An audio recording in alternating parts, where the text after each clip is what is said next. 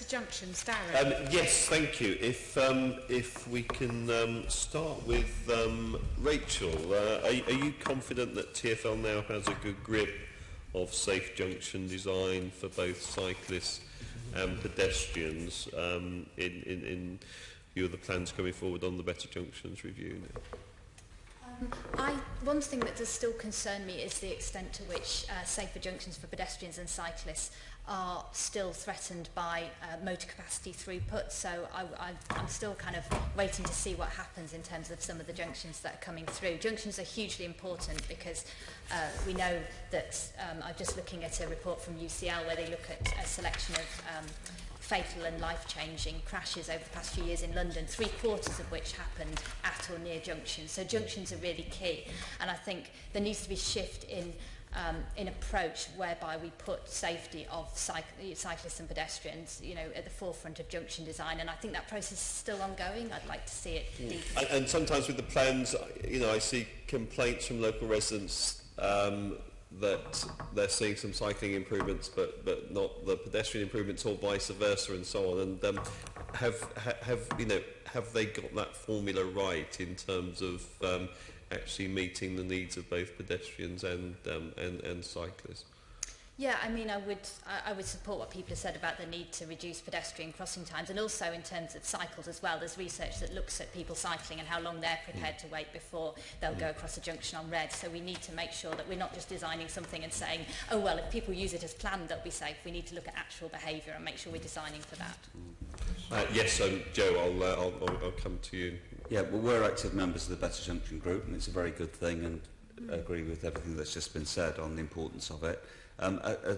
Probably the problem we've come across is that sometimes designs are presented without sufficient information, and I'm giving specifically on pedestrian comfort levels, which is really important, because that's what people actually do, and also crossing times that we just talked about, crossing times and waiting times at crossings. Thank you. And Chris, is this something you've been engaged in at all? Well, I think there's several. I mean, first of all, we're trying to deal with the situation that's developing, and it's healthy friction. We've got a user group that's expanding on the roads, and it's one that we want to encourage. The one that everybody has to dodge at the moment, because it's very political, is you only have a finite amount of space. I mean, even Rachel then steered around the word prioritise, first. And I think for me that's at the crux of a lot of this.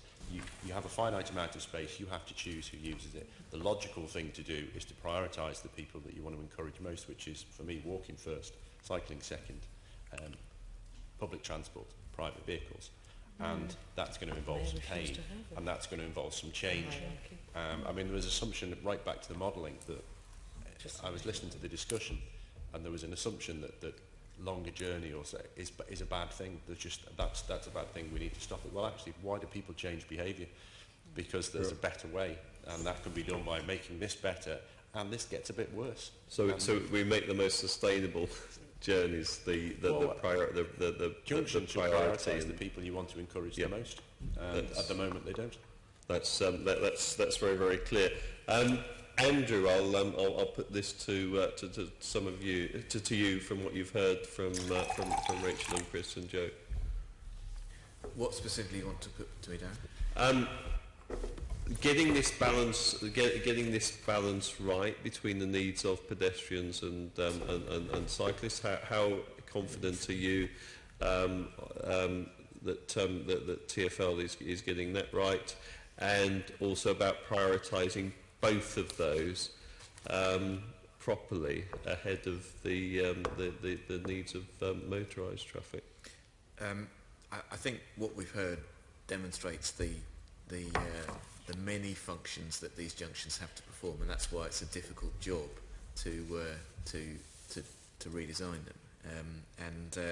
And I think we're managing it quite successfully. As I say, I'm quite happy really with the progress that TfL-led projects are making, and the Better Junction projects are all led by TfL, and we've seen now what have we seen? We've seen 4, I think, of the better junctions already gone out to consultation, plus a whole slew more on the superhighway. So let's go through. That's probably about 10 to 12 of the 33 better junctions have already been put out for consultation, and work is about to start on the first of those at Oval, and then subject to the superhighway consultation at probably a further 7 or 8 of those early next year. So I'm reasonably comfortable with the progress we're making on those. Are you frustrated though that here we are in 2014, and from the various previous reviews and programmes and so on, we're still waiting for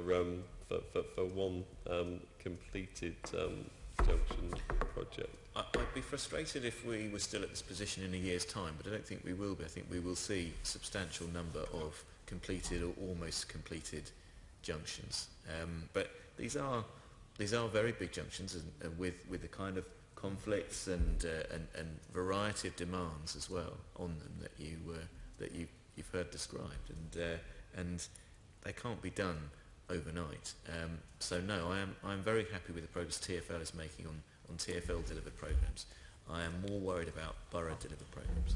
Yeah, so I want to come both to you, Andrew, and we'll hear from the boroughs and the corporation. What about I mean, there's obviously far more than 33 junctions that are causing severe problems at the moment, pose severe safety challenges, and TfL has previously identified those. What capacity will there be to actually tackle other problems on other junctions? Well, as you know, the 33 aren't the only junctions we're doing. Yeah. There was a list of 100 junctions prepared for the previous junction review, which was 100 junctions with a total of £19 million, £190,000 per junction on average, which wasn't enough to do anything serious at any of them really. So the junction review element has been scaled down to 33. The amount of money has been raised to 300 million from various programmes, which is almost a 50-fold increase per junction. It's enough to do real and serious stuff at all of those 33 junctions. But that doesn't mean that the other 67 aren't going to be tackled. A significant number of them are in other programmes. For instance, 8 or 9 are on Cycle Superhighway 2, the upgrade of Cycle Superhighway 2 that we've just finished consulting on. The Mile End Road Burdett Road junction, for instance, is one of those. Lots of others there's some others on Vauxhall Bridge Road that we're in the 100 that we're upgrading as part of Cycle Superhighway 5. There's some others on the list that we're upgrading as part of other programmes, and some others that we're upgrading as part of the Mini Hollands and the Quiet Ways Borough programmes. So there's going to be significant improvements at a lot more than 33 junctions. Okay, we'll come to Councillor Bell then. Julian, what you've heard just from Andrew saying that he's feeling confident about TfL's delivery, but more concerned about the borough delivery. What have you got to say on that? Well, I don't share that view. Again, it's the point that I made earlier in terms of boroughs having the local knowledge on the particular junctions. They've got the engagement with their residents immediately around those junctions. I think at London Councils we're encouraging TfL to engage with the boroughs at the earliest possible time, so that we can make sure that the designs and local aspirations for those junctions, where it is a TfL-led one, are incorporated. But I think that the boroughs will be able to deliver. But these are complex projects, and we don't want to get it wrong, because once it becomes a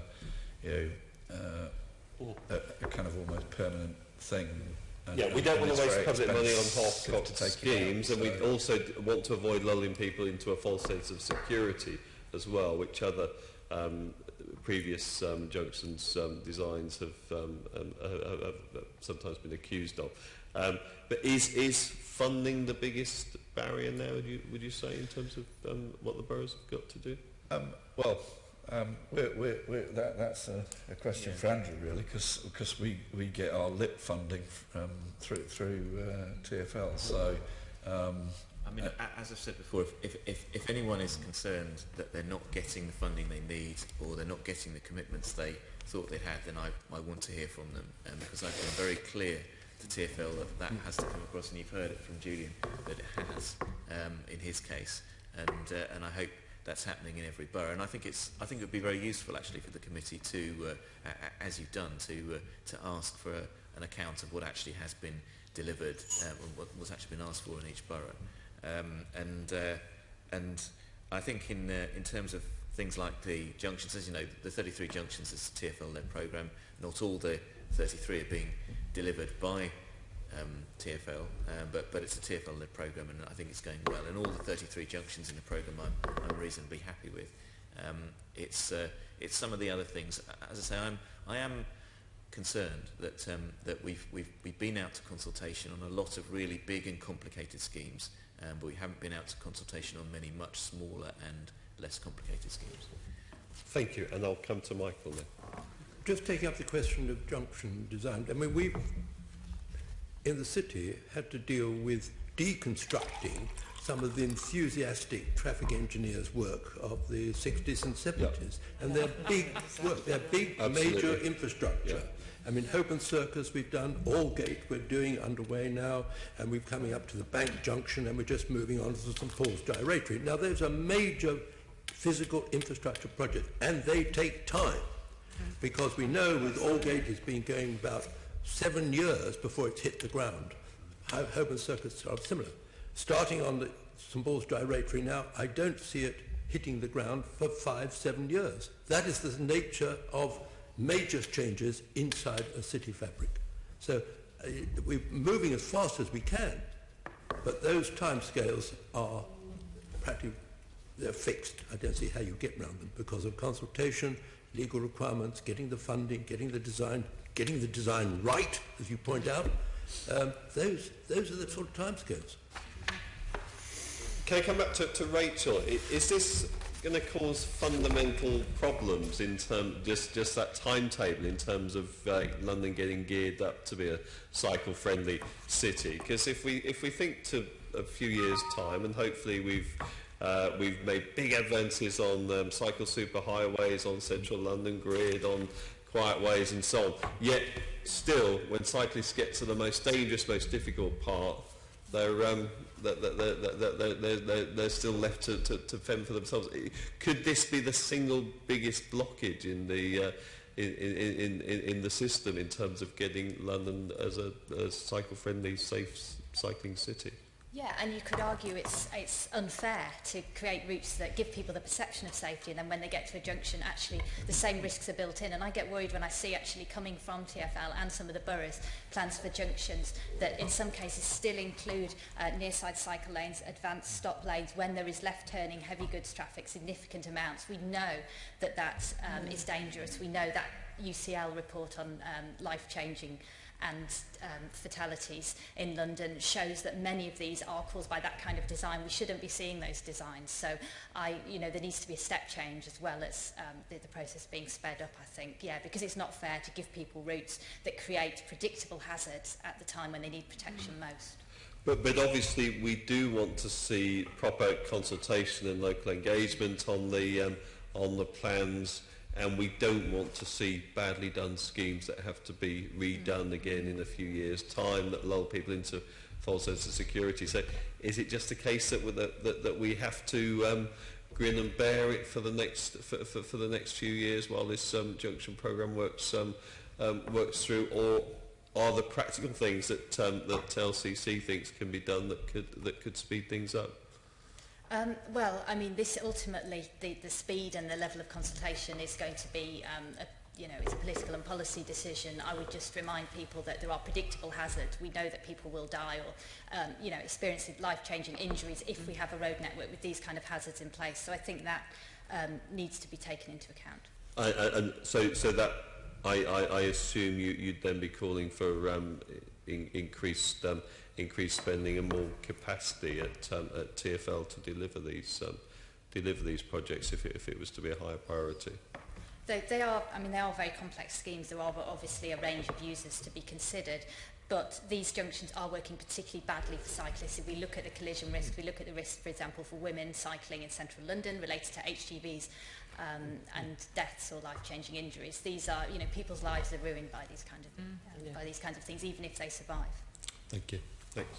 Lovely. I think, Navin, you want to pick up a couple of things here. Yeah.